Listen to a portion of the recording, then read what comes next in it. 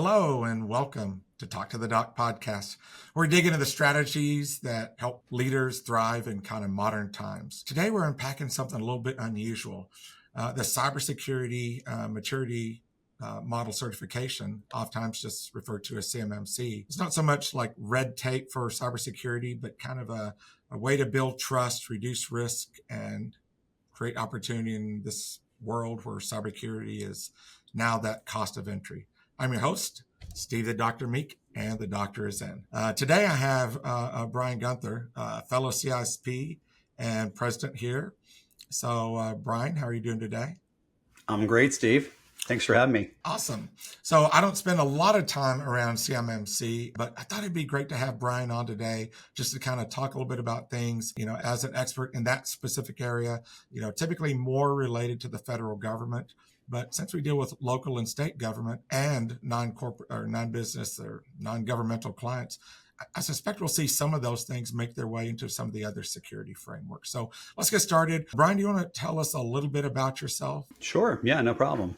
Again, thanks for having me, Steve. I appreciate it. I'm always happy to sort of share the gospel, if you will, with folks out there who don't really know what's going on in the world of CMMC, but more on that in a minute. Hallelujah. So first of all, I'm Brian Guenther. I'm the founder of Exceed Cyber, and we're essentially a cybersecurity compliance firm, and we help government contractors and any other folks that are in the regulated business, help them with their cybersecurity posture and the compliance. Compliance is often misunderstood as being technical in nature, but it mostly is actually documentation related and has to do more with policies and procedures than with the technical part of the house. And so that's where we help to sort of demystify what needs to be done and how customers can turn their compliance journey into actual money and reduce risk as well in the process. That's great. That's great, Brian. And, that's so important, I think, in the world of business. The more sophisticated business owners have things written down, SOPs, procedures, and those kinds of things. So sometimes just realizing that's also a great thing on the cybersecurity side is, I think that's one really good point just right off the bat. Yeah,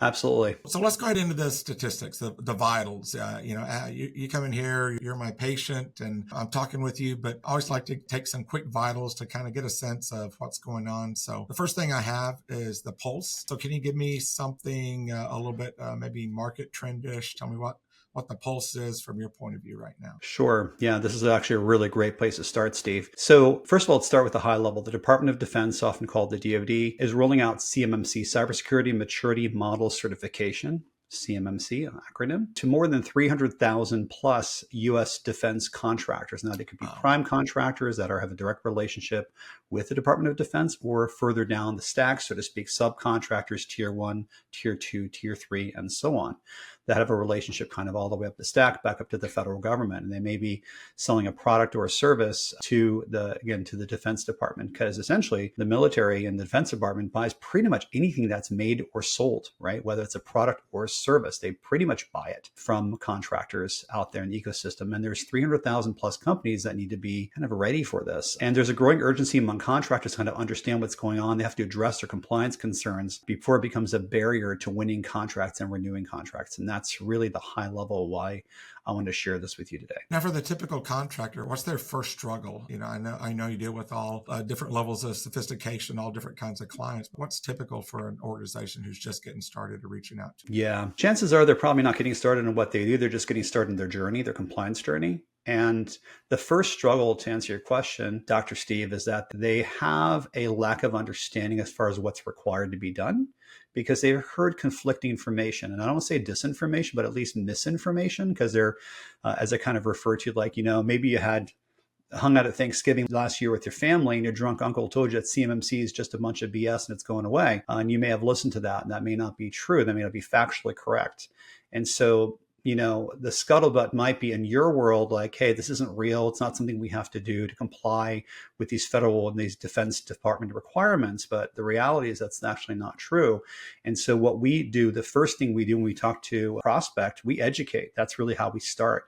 And we kind of give them factually data-driven information that can really back up the point of where they need to be. And we'll tell them why too, right? It's not just about selling something, but more about, let's educate you first, help you understand where you need to be, and then we go from there. But that's really usually where it begins. It's a lack of understanding or even a misunderstanding. Now, I heard you reference tier 1 through 4 before. Is there something of import to that a typical organization that's pursuing CMMC should be aware of? So are you referring to the levels of prime or subcontractors? Are you referring more to the different levels of CMMC? It's just kind of an open-ended question to kind of hear you talk about the things that you know best. Yeah, sure. So first of all, we help the contractors effectively, proactively pursue their compliance, right? The whole idea is that they increase their competitiveness, they reduce their risk of cyber incidents. So in other words, if they had a breach or data was stolen, especially the government data, that can be a really big problem for defense contractors. And having stronger partnerships with their prime contractors, so the upstream, right? The people above them that work directly with the federal government. Those are what are called primes. Think in terms of like a house builder, you have a general contractor and they have subs below them. Same idea, right? The prime is your general, right? More or less. And so those that are delaying or they're facing a lot of challenges with growth, they may be stalling out and there may be missed contract opportunities. So that's really where we kind of go in and we help them understand, hey, where are you today? Let's take a quick look. Let's talk about, first of all, what this is. Let's maybe do a quick cursory review of your contracts, things that are not proprietary, that are not safeguarded. And then we can sort of look and see what the contract clauses include, because it's a contract clauses that dictate how the contractor must perform and what they need to do. And that's really where it all begins, is what does your contract say, right? Absolutely. And, I really appreciate the fact, just like in HIPAA, it's more than just one organization. It's making sure that you're covering the entire ecosystem, that you're only as secure as your least secure connection. And, it sounds like it's sweeping to make sure that the federal government is protected end to end. Absolutely. Yeah. And that's really what it's about, right? So let's kind of get back to the why. Let's start with the why. Let's do that. Why is the Department of Defense doing this? Why are they imposing all these requirements as regulation on their defense supply chain, now commonly called the Defense Industrial Base, or the DIB? So why are they doing all this? Well, they've had a spate of embarrassing situations where data and information has been stolen, that's been wholesale taken from insecure defense contractors. Even this data is considered what's called controlled unclassified information, not classified, controlled unclassified, called CUI. That data does have value, maybe in itself, not on its own independently, but in the aggregate, this information can really put together and tell a story. And then ultimately, for a nation state or an outside party, and let's say what's called an independent or a nation state or third party threat actor, such as, countries that may not be as friendly to us, let's put it that way, where they could gain a competitive advantage by essentially stealing that information from unsecure or insecure defense contractors, and therefore that becomes a national security issue, right? So if you put all these pieces together, you sort of understand, okay, why is the Defense Department doing this? Well, they're doing it because it's a national security matter. They want to make sure that we stay top of the world stage, and as well as defending the homeland, right? And helping protect the warfighter. Absolutely. Yeah. I think I remember reading something earlier this weekend, maybe it was today, about China's sweeping attack across the U.S. and things that they're after. And I'm sure that's a challenge, is just all the ongoing attacks that most people don't know about that are happening all the time. Yeah, that's absolutely true. And I'll just kind of give you one example. And this is a pretty glaring example of a bad situation that underscored the need for all these, again, private companies. I mean, some of them are larger and are maybe publicly traded, but 99.9% of these companies or more, probably 99.99, are going to be privately held small organizations, right? And those companies are really part of the fabric of our society, right? A lot of people work in these small businesses, and maybe a small 5 or 10 person machine shop, might be another small manufacturer, maybe someone that works in textiles, but they make something that is somewhat proprietary or unique that the DoD has requisitioned, right? For maybe an Army or an Air Force project, something like that. But it has implications that are, again, national security related, and that must be what they call safeguarded, protected effectively, right? And this is where having an understanding of where the risks are. I'll give you one example. Okay. It's pretty glaring, and it's a really pretty bad one, but I'll pause after this briefly. But an example of where a major weapons system, a weapons program, most of you have probably heard of the F-35 Joint Strike Fighter, which is, I believe if I'm not mistaken, was a joint venture between Lockheed Martin and Boeing, if I'm not mistaken. And that whole system was wholesale stolen from the US government by the Chinese government. And that plane was rebuilt in China. Wow. And what I've heard, and I cannot substantiate this, but what I've heard is that they rebuilt the plane, but they don't know how to fly it because apparently that was a different manual. So whether that's true or not, I don't know. Don't take that to the bank, but I heard of a friend of mine in the industry. But that's a glaring example of where, information that's very sensitive. And I mean, in this case, you're talking about systems that are far beyond what a government contractor holds on their computers, right? This probably goes deeper into the Pentagon, probably confidential or secret systems where data was leaked out in some way. But it tells a bigger story, which is, hey, we need to make sure that information is safeguarded, specifically as it revolves around controlled unclassified information. That's what's on these contractor systems. There's definitely a lot of military in the area, and Lockheed has a very big presence here. So I'm sure things like that, don't just, affect the organization, but, affect our entire economy as well. They sure do. So let's move on to the next thing. I guess I think the heart rate is kind of a performance metric. What kinds of performance things are going on in CMMC? Right. So I'd indicated this briefly earlier. So we're talking about compliance, and we're seeing, again, increased competitiveness. You need to reduce the risk of cyber incidents and create stronger partnerships with your prime contractors and your upstream subcontractors. And so if you're looking at it from a performance perspective, again, you can increase the opportunity as a government contractor to improve your ability to win more contracts if you take the compliance and the cybersecurity that's below it, right? Those are things you have to implement. Just to be clear, compliance is mostly documentation and paperwork. It's a misnomer, misunderstanding that's all technical. It's not true. It's more about, can you show or prove why or how you did the things you're supposed to have done? It's mostly really about documentation. So let's assume the worst case, right? Let's assume you do have a breach, data stolen. There are disclosure agreements that are baked into what I call DFARS requirements, or Defense Federal Acquisition Regulation Supplement, or DFARS requirements that are part of defense contracts. And they stipulate when a breach or a data theft has to be announced and has to be shared with the DoD. And that time frame is 72 hours. It ain't that long, right? So if you have a breach, you have to be able to reveal that back to the federal government. But underneath all that is you have to be able to show how you protected the data, and not just how you did it, but also the policies that undergird and underpin, or structurally or foundationally create the basis for how you do everything, right? It's got to be policy driven, because policy is another word for law, right? You hear policymakers, right? Lawmakers, same thing. And so those things all together tell the story and help prop up, if you will, a strong defense industrial base that is prepared to, again, safeguard the data, but also because you're doing that, you can now show the Defense Department through what's called a certification assessment, if you take it seriously, that, hey, I've done all these things and a third party has audited me. It's what's called an assessment, but let's call it an audit for short. And then once that has occurred, you actually have a lot more capability as a defense contractor to go out there and get more work. Because a lot of your contemporaries, if let's say you're a 5 or 10 person machine shop, you're making widgets for the F-22 Raptor, and let's say you're not a sole source or the only company that can make it, you're a sole source vendor, but they're one of maybe several, right? Let's say your competitors, 3 out of 4 of your competitors, they say they're not going to do it or they don't qualify. Guess what? Now your business grows, because you now have the ability to capture the business they couldn't capture because they didn't actually take care of the cybersecurity requirements and the compliance to prove that they did it. So think about that in terms of a business opportunity, but also business risk. So for an organization, is there an opportunity for them to still win contracts if they self-assess, or is it always going to require third-party vetting? That's a great question. So like any attorney will tell you, what's the best answer an attorney usually gives you, right? If you ask a question, they say it depends, right?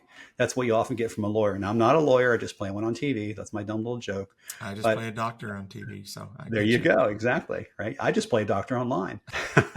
So no, but it depends on what type of information you're safeguarding. So does every defense industrial based contractor, DIB contractor, need to have a third-party certification assessment? The short answer is no, but we'll go back to what I said earlier. It depends on what's in the contract, right? What are the clauses in there? What does it say you have to safeguard? If it says you have to safeguard CUI, which comes in a DFARS clause commonly called 252.204-7012.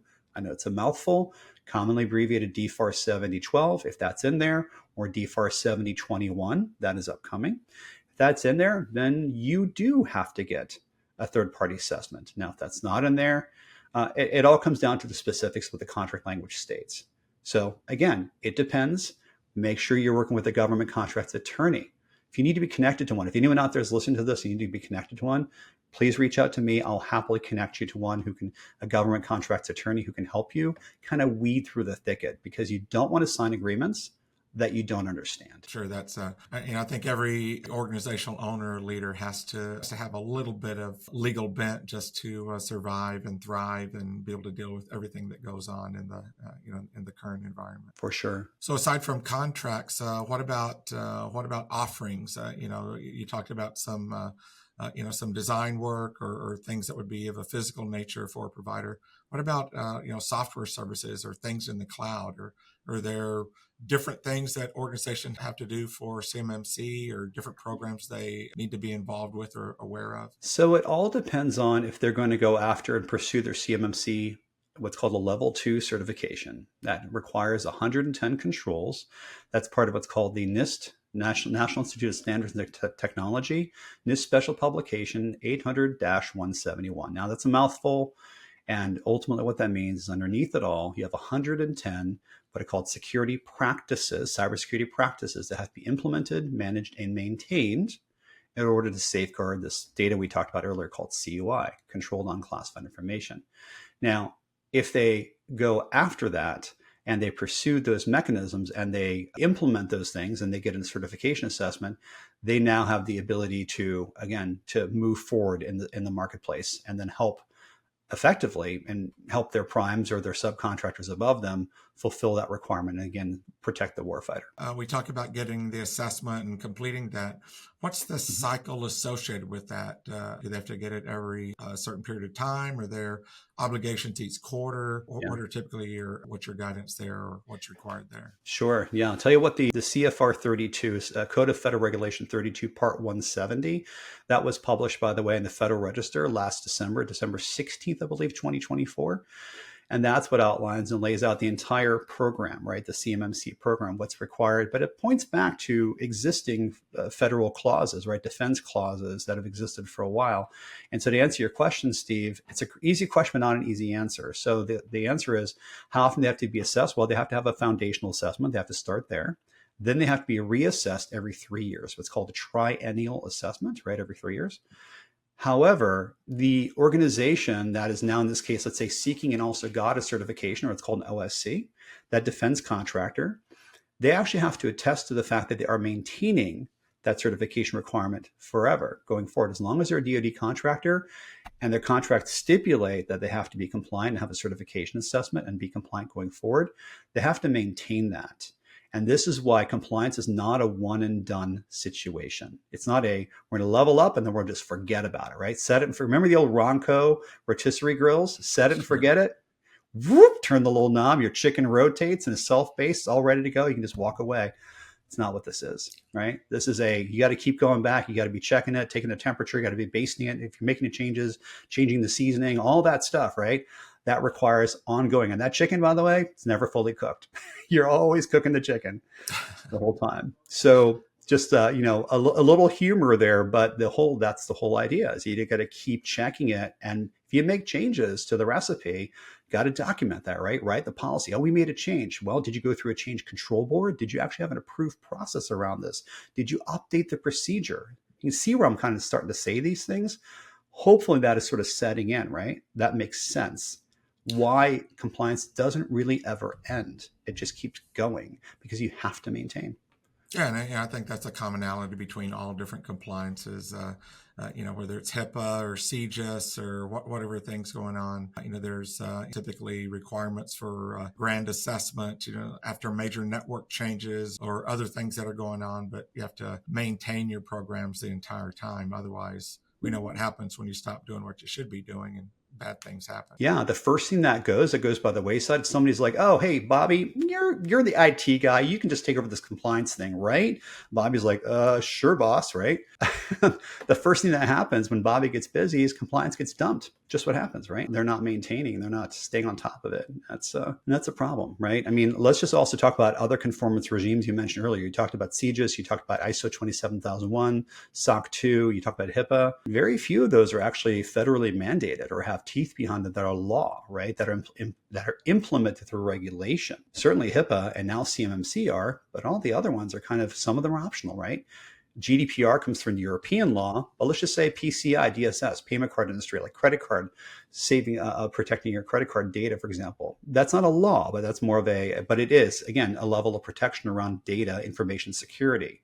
So be aware of what is optional and what is really required and where your neck may be on the line as an owner of this company. Texas is I like to think technology aware, like in addition to HIPAA, we have House Bill 300, which adds some additional stuff on top of what HIPAA does. There's been some recent laws in the past few years. We just established a whole cyber command under Governor Abbott. And, the mandate for them is to take this new statewide cybersecurity authority and, start coming up with things to help protect state infrastructure, public entities. And so part of the driver behind us getting together is, fishing CMMC to, as an organization like that starts to look for guidance, they start to look at what's going on at the federal level. And Texas is going to do whatever Texas wants, but, they also look at everything else that's going on out there before they make those decisions. Yeah, for sure. I mean, look, sometimes it depends on the time, depends on the place, right? But sometimes you can have a national program like this that can become a driver and an agent for change. Mm-hmm. It can happen. It doesn't mean it's always going to happen. But, I think that over time, like we're doing the green room before, that we talked about this a little bit, I think that over time, it is inevitable that organizations have to change in order to safeguard their people, their data, and their reputation, and by extension, really their money, right? If you think about that, I'm sure you know this because you're super adept at the work that you do and being in the cybersecurity space yourself very extensively. You understand that a security or data breach can be ruinous to an organization, right? Now imagine if the organization has compliance requirements that are federally or state mandated or implemented. That can be 10x the problem. I think I'd read some sort of statistic somewhere at some point that if you take care of a cybersecurity issue before an incident, it's this amount of dollars. If you have to recover from it after the fact, it's like 50x what that original cost would have been. Just the high cost of incident response or resolution, recovery, all of those kinds of things, legal impact, business interruption, all of those things add up. Organization, for a small organization, under a certain number of people, like you say, it's extremely catastrophic. Yeah, it really is. And again, it's, Ben Franklin famously said, a penny saved is a penny earned, right? In this case, a penny spent is $5 saved. If you 50 cents saved, whatever the math comes out to, right? But it's absolutely true. And the challenge, and again, you're adept at this, like I said before, the challenge becomes that people tend to think it's not going to happen to me, right? Not going to happen to me, not my problem. Or what we're seeing a lot in the defense space, you have a lot of folks that may just have a lot of heartburn around this. Why are they making me do all this? This is onerous, sure. Right? If you really dig into the history here, the reason this all came about, by the way, and I want to just, if it's okay to pivot just a little bit, unless you have another question, I have something that's related, but not completely on topic. Okay, go ahead. Is that okay? Yeah, absolutely. So let's talk just for a second why CMMC was created, right? Because I think that's an interesting part of the conversation, right? Some folks out there may be like, well, why was this even created? Well, we had talked about why it's here today and what it's meant to do. It's here to safeguard the data that the DoD cares about that sits on government or what's called a non-federal system, right? So a government contractor system, like a computer or a server or something like that, right? But what was the advent of this? What is the history behind this? So the history behind it, just really quickly, is that these requirements to safeguard controlled technical information or controlled covered defense information called CDI or CTI, if you reverse those, CTI, CDI, that information was always meant to be sensitive, was meant to be protected in some way. And those requirements have been included in defense contracts since 2016. And actually, remember we talked a little bit earlier, Steve, we talked a little bit about NIST 800-171, those 110 cyber practices. You remember that conversation, that part of it? Okay. And so those requirements to implement that, those existed since 2016 in defense contracts and was actually mandated through that DFAR 7012 clause, 7012, we talked about before. it was actually mandated that defense contractors implement those controls by the end of 2017, right? Here's the problem. It was all in the honor system. There were no checks. There were no balances. Nothing, right? And so what ended up happening was there were, let's say, a few different breaches that happened, right? That were kind of came out in one way or another. The DoD caught wind of this, and they said they sent some inspector generals, some IGs into the field. They did some spot checks, and what did they find? Virtually nobody had done it. So they said, "Oh crap, we have a problem." We put it in a contract and said you have to do it, and by signing this contract, you agree that it was done. But that's not enough. So all those requirements to do these things already existed. They've been there the whole time. CMMC is only the part where you have to get a third-party assessment. You have to prove either through self-assessment for level 1, that's protecting the federal. I didn't tell you about this before. Federal contract information. That's just the relationship between you and the DoD that you have to safeguard that contract data. That's a much lower bar, right? But again, that level 2, protecting the 110 controls, that's a higher bar. And like I said before, those requirements have been around for years, 8 years now, right? Coming up on 8 years. And the CMMC, the Cybersecurity Maturity Model Certification, emphasis on certification, is the verification of the validation by a third party through an audit or what's called an assessment that you actually did the things you were already supposed to have done. I'll repeat that. It's a verification that you did the things you're already supposed to have done really many years ago, right? And the only cost as a defense contractor you should be incurring today is that third party assessment. That's really it. But we all know those things didn't happen. So now everybody's scrambling, and it's getting crazier. Yeah, that's, it was exactly the same path with HIPAA, way back in the day. I think the law was originally around 96, and 20 years later, it wasn't until they started implementing penalties and stuff that people actually started taking it serious. And like you said, the initial thought by a lot of physicians was, why are you putting all this work on us? The costs are atrocious. And, it's kind of created a whole new ecosystem for hospitals to kind of help out, provide services, kind of try and take some of those loads off. Are you anticipating there might be something similar in the CMMC space where, master organizations are working with contractors to kind of help obviate some of that work or that load? Well, I tell you, I sure hope so, Steve. It's kind of everything's sort of the plane being built mid-flight. So is what it seems like to some degree for some people, because a lot of these contractors coming in very late. So will there be, what did you call it? Master, what was it again? Oh, just some sort of master arrangement or centralized, almost your general contractor analogy, where there'll be an organization who really excels at that part of things and provides systems. I know at the federal level, we have a FedRAMP. Here in Texas, we have something called TexRAMP for cloud services. Right. I didn't know if there was any kind of stacking up or tiering services under master provider. So as far as right now, no, but the most likely scenario we're going to see is where you have a prime contractor. Again, that organization has a direct relationship with the DoD. Mm-hmm. And there's a lot of really large primes like, Raytheon RTX or Lockheed or Boeing or L3 Harris. Those are all like very large, very well-known, multi-billion-dollar prime contractors that have just a litany of subcontractors under them, right? It's a huge, huge stack. And so what we're hearing is that these prime contractors are making very clear to the subcontractors, hey, you guys need to get your ducks in a row. And because you store, process, or transmit CUI, controlled unclassified information, you need to get a certification assessment. So Lockheed is a really big one, and that they're really very, very on the cutting edge in the forefront of communicating that to their contractors downstream. And by the way, these contractual requirements have what's called a legal flow down requirement. So those rules flow all the way down through your deepest level subcontractor, right? Your lowest level tier, as it were. And those have to be passed on. And I'm hopeful that the primes are passing these on to their subs, and that these are all passing through contractually between each other, right? There's a lot of nuance here. But you're hearing there's isolated incidents with an organization. I'll give you an example. One's called Sierra Nevada Corporation. And I can't tell you all the stuff that they do, but I happen to know one of the things that they do is they outfit planes for, it's a covert missions, let's say spy planes, for example, right?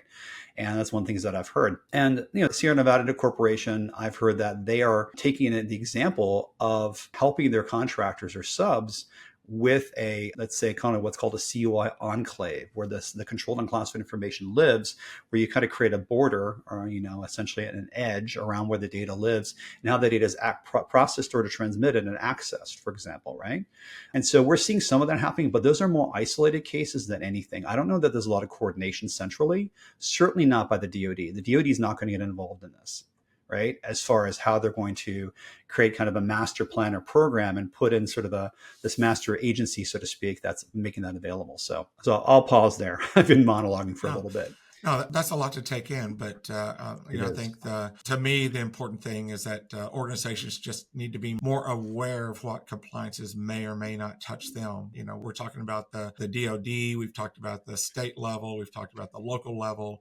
We haven't even started talking about organizations, SMBs, that there's all kinds of laws and compliances coming for them, or at least there's more protections for them if they're complying with compliance programs. In Texas, we just rolled out the Safe Harbor Law, State Bill 2610, something like that, which kind of creates a safe harbor for those organizations that are meeting that cybersecurity criteria.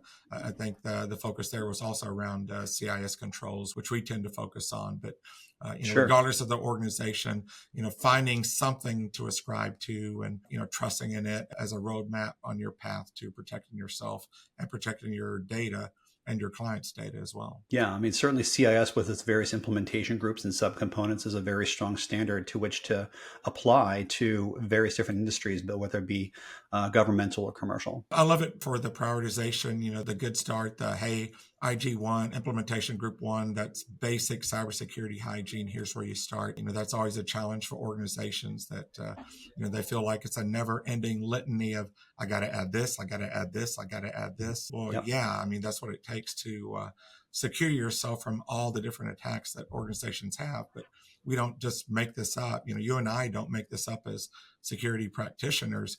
We're following a roadmap of things that are prescriptive and great guidance. And, we know what needs to be done and we try to help you with the order, but all of those things can't be done. There's no magic bullet. So I'll say this for what it's worth for all your listeners here and your watchers. Security practitioners, and Stephen, I know you know this, I'm preaching to the proverbial choir here, but security practitioners, or let's say a CISO, Chief Information Security Officer, or a vCISO virtual, we have the job of being able to identify and share and communicate the risk to the customer, right? But we're not the business. We're not in the decision-making role to say, yeah, we're going to implement that. We can certainly advise, we can guide, we can encourage, right? We can maybe jab elbows in ribs and subtly coerce, but in the end, we can't make them make the decision, right? They have to do it themselves. And we all do our best to make sure we communicate these risks, but some people, lead a horse to water, as they say, right? But in the end, you can't make the decision for them. And sometimes you are just sort of let down because you find that a customer, I'm sure you've seen it too, has a dramatic amount of risk. You've shown them that risk and they choose to not move forward because they don't think it's happened to them or they don't know to whom it has happened, right? And they don't do anything. And it's not that. The biggest challenge, I think, in information security is complacency, right? Is the status quo and doing nothing. And if you just did a little, even just like building a little, right? And then they can really get to 50% protected ballpark. If they do just the basics, IG1, for example, right? They can get there better than zero. I always say, don't do nothing, do something, right?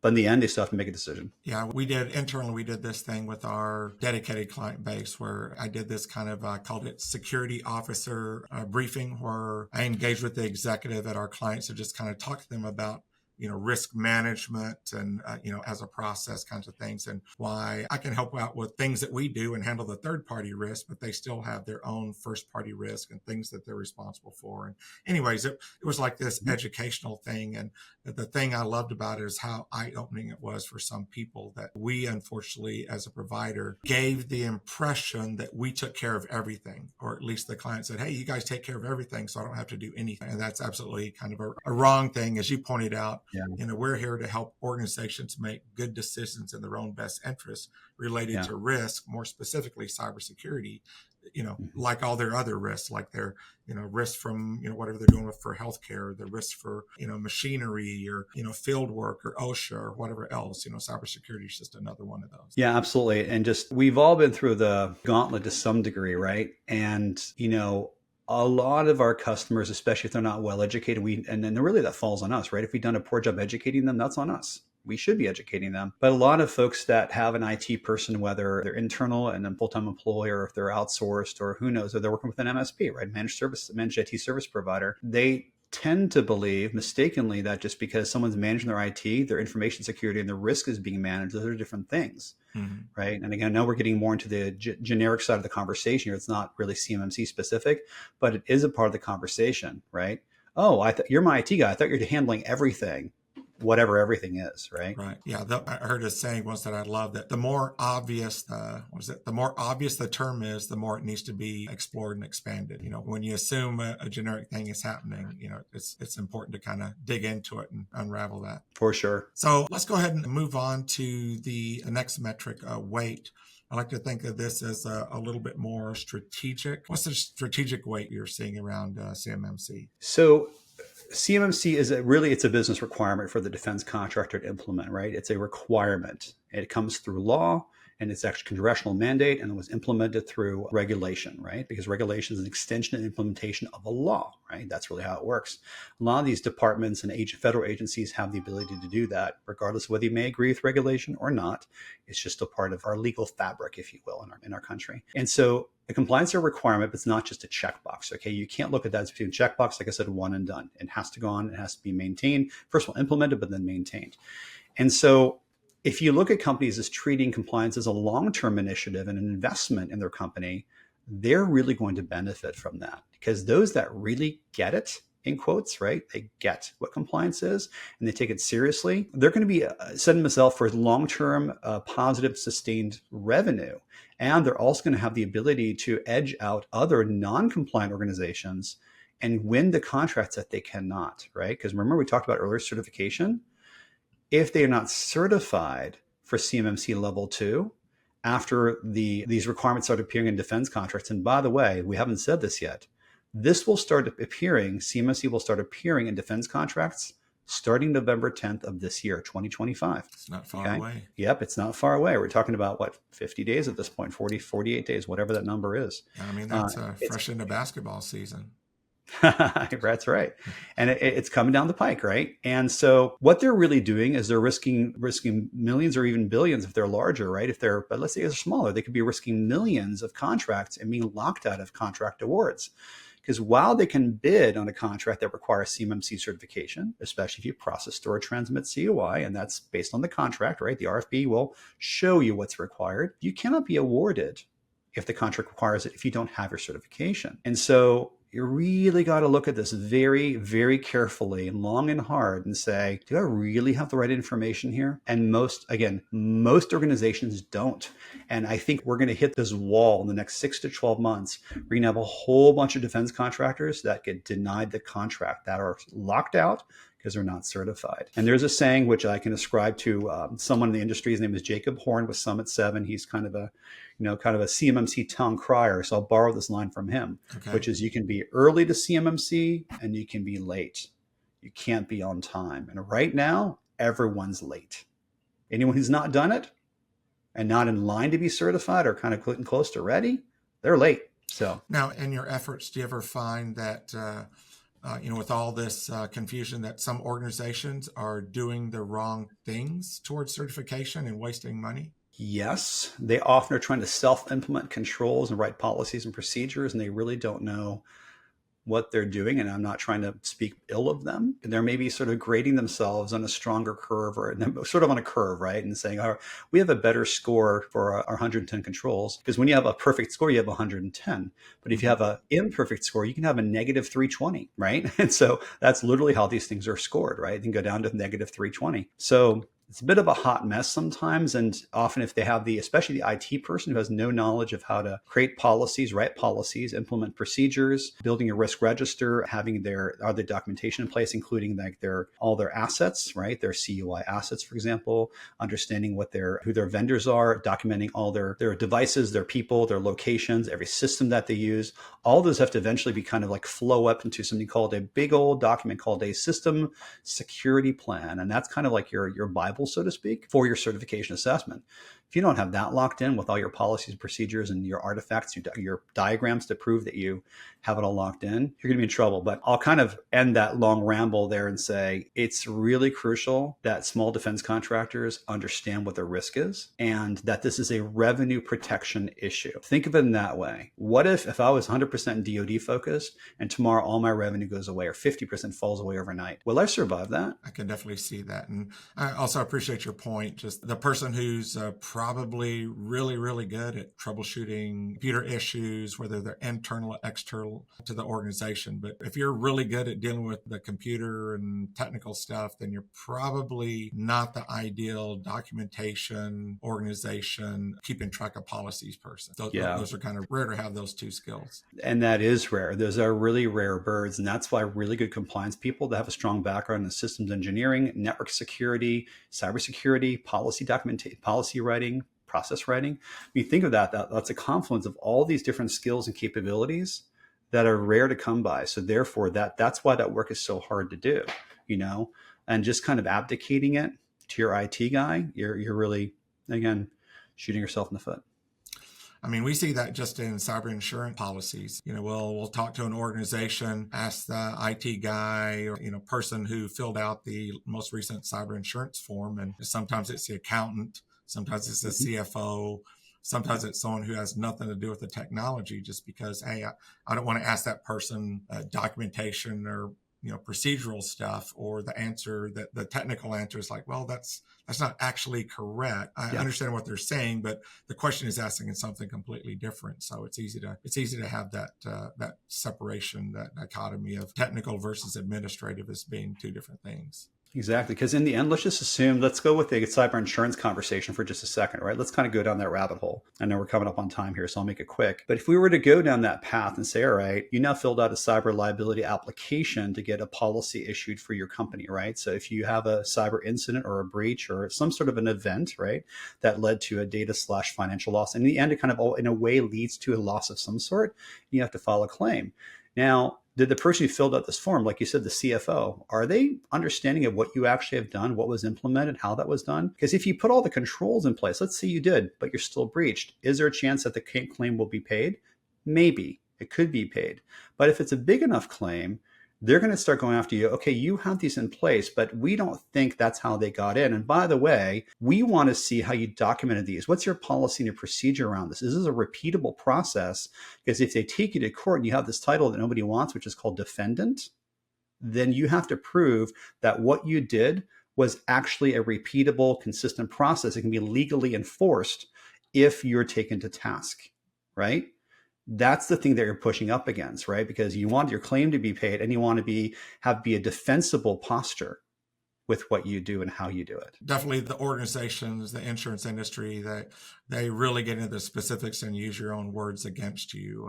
If you have quarterly meetings on a particular thing, but that particular year you only had 2 meetings, then obviously you're not doing the things you said you were going to do. Or, always tell clients that a lot of times I see on cyber insurance forms, do you have MFA?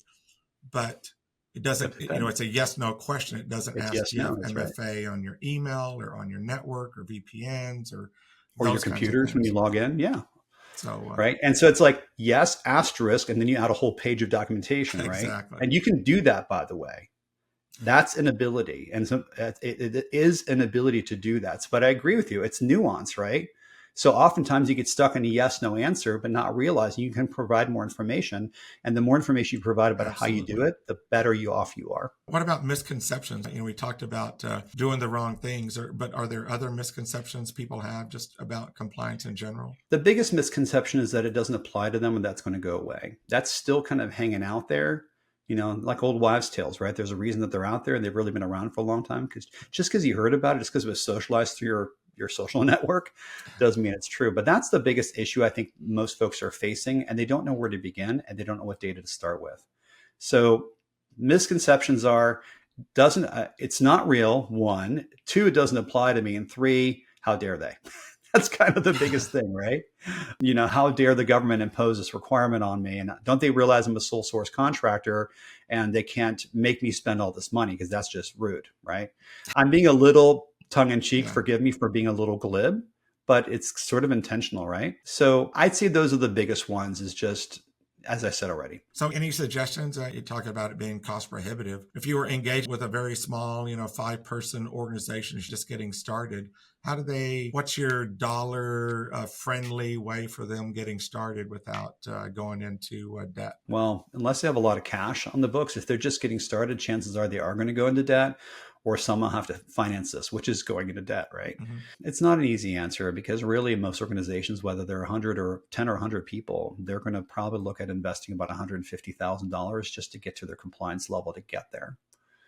Now, I'm not going to go into the whole breakdown thing. There are breakdowns here. It's not all due at once, by the way, but over a year, you can expect to spend about $150K in order to get you there. And that's just to get you to compliance, not to maintain going forward. And so for smaller companies, and I'll tell you, we're a small company too. In the words of Bill Clinton, right? I feel your pain, right? If you think of it in that sense, I'm making a political statement, just trying to be funny here. But ultimately, you have to understand these small organizations, they're struggling financially. They're also, by the way, they're employers, right? They employ people. They're doing really good work, and they believe in what they do. They believe, in many cases, they believe in the mission. They want to support the warfighter. Let's say they're 5 or 10 people, and they're less than $1 million in top line revenue, right?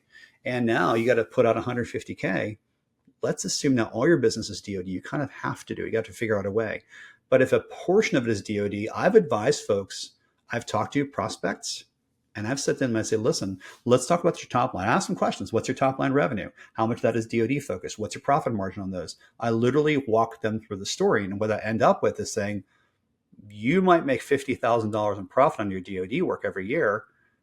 This will take you 3 years to get an ROI. That's one way to look at it. The other side is, if you do this and make the investment today, if you can make it happen, you can then grow into be one of the people in a smaller group of organizations that can now grow, because your competitors can't compete because they may have leaned away where you leaned in, right? So that's the advantage. That's what I call the carrot, not the stick. It's the carrot, because you can grow your organization. But that's the biggest issue, is they say, I cannot believe they're making me spend all this money. It's like this shock almost, right? And you can understand why they feel that way, because they may have just heard about this recently. The only thing that's new is the requirement to get assessed. And that's about a third of that $150K, right? Gotcha. And that, by the way, is expensive. Back to the DoD, because that is new. But all the other stuff to get ready for it, it's been around for a long time. So I hear that if you're only getting 50K in the current competitive environment, once they start, or now that they're potentially not having some of those competitors because they can't afford that fee, then your 50K could all of a sudden be a 200K, and potentially offset your expenses sooner than your 3-year ROI. It could be, but again, the devil's in the details, and always. Financial, like it always is, right? And nuance is crucial. Context is crucial, right? Everyone's situation is different, so I can't give you a broad answer. But typically, I do say to contractors I talk to, look, let's have this conversation, be very open and honest. In the end, it may not make sense for you to stay in this business. If you have 10-20% DoD business, and you're sub $1 million, you might want to get out of this business. Otherwise, you can get in personal trouble. Yeah, it's important to stick with those things that you're able to be good at. It's kind of the pumpkin plan thing that, find those areas where you can be very successful. Everything lines up financially, legally, personnel wise, whatever it happens to be. And, do that a lot. Yeah. But in some cases, per Mike McAllowitz, where you got to prune the vine, right? You got to do that too. You got to prune the right ones. You got to make sure that you're growing your giant pumpkin and you're not growing a bunch of little ones that have no value to you, right? You want to build the thing that really makes you profitable in the end, right? Because most business owners, that's what they care about, is profitability. I'm not saying all of them, but most do. Now, good point. I appreciate that. As we're winding down, are there any, last lessons learned from recent compliance audit? So the biggest thing you have to understand is not just about passing the audit, what they call an assessment, right? By this, what it called, by the way, I didn't share this with you. It's called a certified third-party assessment organization. Those are the assessors, right? That actually check you and certify you. They're called a C3PAO, and it's not R2D2's friend. But the C3PAO, they help you pass the audit. It's about building the trust and reducing risk in your organization and ensuring that your company can thrive in this landscape, right? In this defense contractor landscape. That's really what this is about. And if you're playing in this space and you're ignoring CMMC today, again, I'll say it again, you're shooting yourself in the foot. It's a detriment to your organization. And if you really don't want to do it, you have no choice but to either get in and get certified. To be clear, if you process, store, transmit CUI, that's a critical piece, depending what the contract states. You either do it or you lean out and don't do it. It's a 0 and 1, it's a binary decision, right? Sure. Like Mr. Miyagi said, no, get squashed like grape, no middle of the road. So as a leader, I like to think that we're judged not by the problems that are there, but by the clarity, the solutions that we bring forth. If you could kind of distill our conversation today into like one clear takeaway for the leaders listening in the trenches, what would you want them to carry forward? So the big takeaway, I think, is you have to adopt a risk first mindset. So if you look at this from a risk management perspective, not just compliance, but risk management, it's all about that. Okay, start there, because that's really what the DoD cares about, that you take seriously as a defense contractor. And the compliance isn't just the paperwork. So if you think about that, we talked about that before, right? Out of these 320, what I called assessment objectives that the C3PO, the assessor, does, that they check against, 70% of those are documentation focused, right? The policies, procedures, other artifacts, right? Data flow diagrams, inventories, things like that, right? And it's not just paperwork. It's also about identifying your own risks and using these frameworks like CMMC in order to level up your organization to where you can actually make sure that you're, again, not just checking the box, but also actually doing the protections required for your assessor to be okay with you and for you to be able to continue on in your business. Because don't interrupt your business just because you don't agree with something that an organization that really does have oversight and control over you is doing, right? I don't see defense contractors necessarily, riding in the streets. I don't see that happening. Certainly not yet, right? Who knows? It might happen down the road. But protect your company, protect your reputation, right? Don't let it happen. Don't let bad things happen to you, whether it be a reputation damage or whether it be, something that could lead to that, like a breach or data theft, for example, that would really put you in extreme legal hot water, especially if you didn't have the protections in place. It's personal liability when you sign these contracts. Absolutely. And unfortunately, just so you know, that this is Texas, so we've got rioting in the streets every Friday night for high school football, every Saturday for college football, and then the rest of the week for professional football. So we're always rioting, but we get over it. Yeah, for sure. So that's kind of what I can summarize that. So I hope that's helpful. And and if anyone has any questions, feel free to hit me up hit me up on LinkedIn. I'm happy to help you out. Feel free to connect with me. I'm easy to find. If you find somebody that looks like this, then you'll probably have found me. Any last minute prescriptions before we kind of get out of here? Just any other things aside from the main topic, things for me to include in the show notes? Yeah. So I would say this is get with somebody who knows what they're doing, who's adept at this. Get with a real doctor, a CMMC doctor, because in the end, prescription without diagnosis is malpractice. Nice. That's like a perfect end to a Talk to the Doc podcast. I appreciate you. Well, that's that we have for today. I'll make sure and include contact on your website and any of the I think you sent me a link to the actual CMMC documents and your blog for some additional information. Do you prefer people to reach out via email, phone, website? What's the best way to reach you? All of the above. If you want to send a carrier pigeon, you can try. I don't know if I can receive it, but I'll open up my box and see if they fly back in. So, but I'm able and willing to be reached by a variety of communiques. Excellent. Most excellent. And for myself, I'm always available by email. If you have further questions, if you want to ask me something about Brian, want to get a connection, you can reach me at thedoctor@fulcrumgroup.net, the doctor all spelled out, as well as LinkedIn. And wow, that brings us to the end of our doctor's appointment. And just like this, the doctor is out. Well, today I think that we kind of heard from you that compliance isn't passing an audit. It's about reducing risk, building trust, and potentially creating opportunities to grow, or deciding you need to back out because the costs are too prohibitive. So lots of different ways you could go there, lots of different directions. If you like the conversation today, please subscribe, hear future podcasts, share with a fellow leader who might be interested in CMMC or some of the insights that Brian was able to share, and comment or like me wherever you found us, whatever podcast platform. I'm your host, Steve the Dr. Meek, and the doctor is out. See you next time. Thanks, Brian. Thank you. Bye.